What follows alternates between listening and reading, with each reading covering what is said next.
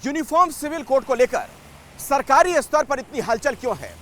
आखिर सरकारी महकमे में भी इस तरीके की हलचल क्यों नजर आ रही है? क्या 2024 के चुनाव का मोदी सरकार इसके जरिए कोई एजेंडा सेट करना चाहती है? आखिर सरकार का इरादा क्या है?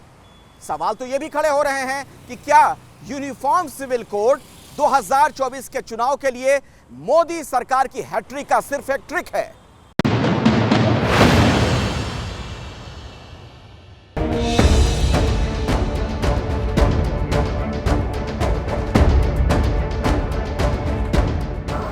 आप मुझे बताइए, एक घर में परिवार के एक सदस्य के लिए एक कानून हो, परिवार के दूसरे सदस्य के लिए दूसरा कानून हो, तो क्या वो घर चल पाएगा क्या?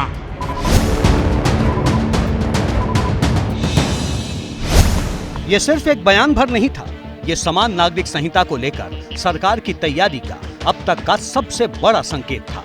27 जून को भोपाल में प्रधानमंत्री मोदी ने एक देश एक कानून की पैरवी में ये बात कही तो अचानक ही दिल्ली के पावर सेंटर में हलचल तेज हो गई। मंत्रियों की भागदौड़ शुरू हो गई। यूसीसी पर राष्ट्रव्यापी चर्चा होने लगी। समान नागरिक संहिता पर तथ्य, तरफदारी, विरोध और अवरोध के बीच सवाल उठने लगे हैं कि क्या 2024 के चुनाव से पहले कॉमन सिविल कोड लागू हो जाएगा?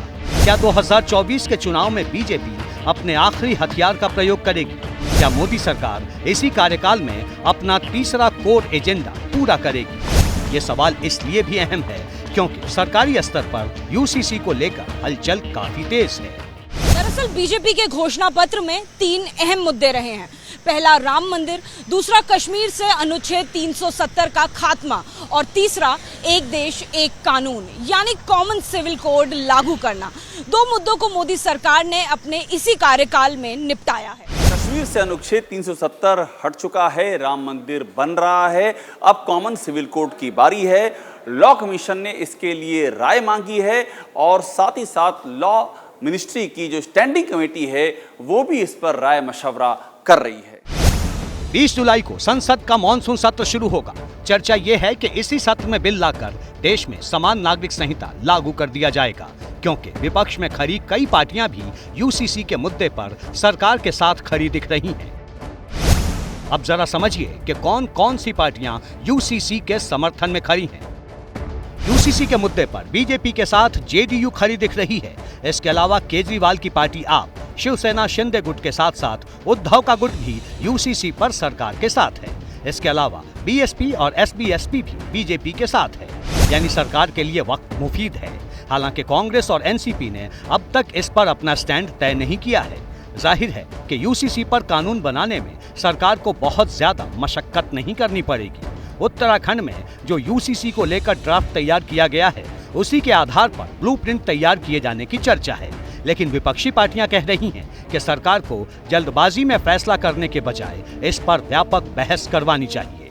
जब आपने अब तक कोई दस्तावेज नहीं रखा, कोई क्लियरिटी नहीं है, किसी समुदाय से आप बात नहीं कर रहे हैं, भारत की राजधानी दिल्ली है, भाजपाइयों की राजधानी नागपुर है, और नागपुर वाले क्या कहते हैं? नागपुर वाले कहते हैं दलितों, पिछड़ों, आदिवासियों का आरक्षण खत्म होना चाहिए।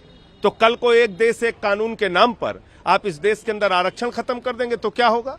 तो इसलिए हमको जानना है कि आप यूसीसी में क्या लाना चाहते हैं, किससे किससे आपने बातचीत की। सरकार ने 14 जुलाई तक लोगों से इस पर सुझाव मांगे हैं। कानून मंत्रालय की स्थायी समिति इस पर बैठक शुरू कर चुकी है। इससे संकेत बहुत साफ है कि 24 के चुनाव से पहले सरकार यूसीसी पर बड़ा फैसला ले सकती है। तो सवाल यहीं से उठ रहे हैं कि क्या यूसीसी के जरिए सरकार बड़े वोट बैंक को साधने की तैयारी में है? अगर यूसीसी लागू होता है तो क्या 24 के चुनाव में बीजेपी को इसका फायदा मिलेगा? जो मोदी के विरोध में खड़े हैं वे भी यूसीसी के मुद्दे पर बीजेपी के साथ क्यों हैं? दरअसल यूसीसी के जरिए वोटों की गोलबंदी की तैयारी है। सिखों को यूसीसी से बाहर, आदिवासियों को यूसीसी से बाहर और बाकी दीगर कुछ लोग हैं उनको भी यूसीसी से बाहर रखा जा रहा है। तो फिर जाहिर सी बात है मुसलमानों को यूसीसी के अंडर लाना चाहते हैं। ऐसा क्यों भाई? पहली बात तो इसकी यूसीसी की जरूरत क्या है? अगर हाँ जरूरत है तो उस चीज की आप सबको समानता दीजिए। सिखों के को मान लिया जाएगा, आदिवासियों को मान लिया जाएगा, तो इसका मतलब है कि जो हमारी धर्म की आज़ादी है, हमारी समानता की आज़ादी है, जितने भी जो हमारे कॉन्स्टिट्यूशन ने हक दिए वो सारे ही आप वापस ले रहे हो।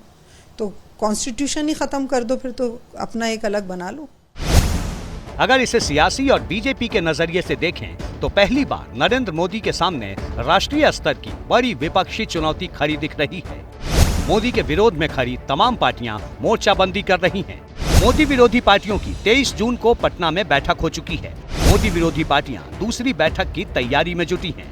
अंतर विरोध के बावजूद ज्यादातर पार्टियां एक साथ खड़ी दिख रही हैं। बीजेपी का थिंक टैंक इस विपक्षी एकजुटता के मुकाबले ज्यादा मजबूत हथियार की तलाश में था और इसमें सबसे अहम साबित हो सकता है समान नागरिक संहिता, जो बीजेपी का कोर मुद्दा भी रहा है और हिंदुओं को प्रभावित भी करता रहा है।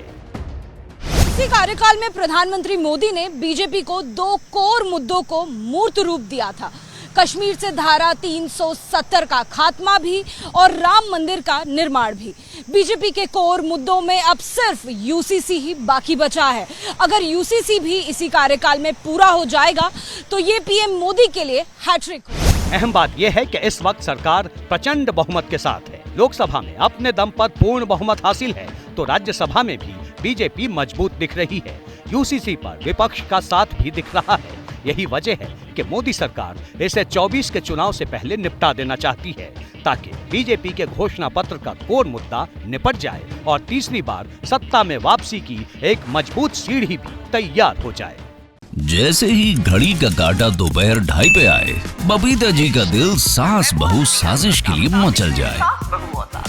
और ये है इनकी बहू, पूरे दिन ऑफिस की टेंशन हो जाए गॉन जब ये करें अपना फेवरेट शो फ्री टाइम पे ऑन।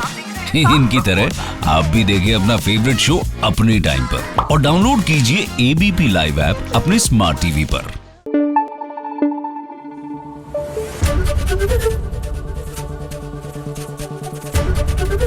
एबीपी न्यूज आपको रखे आगे।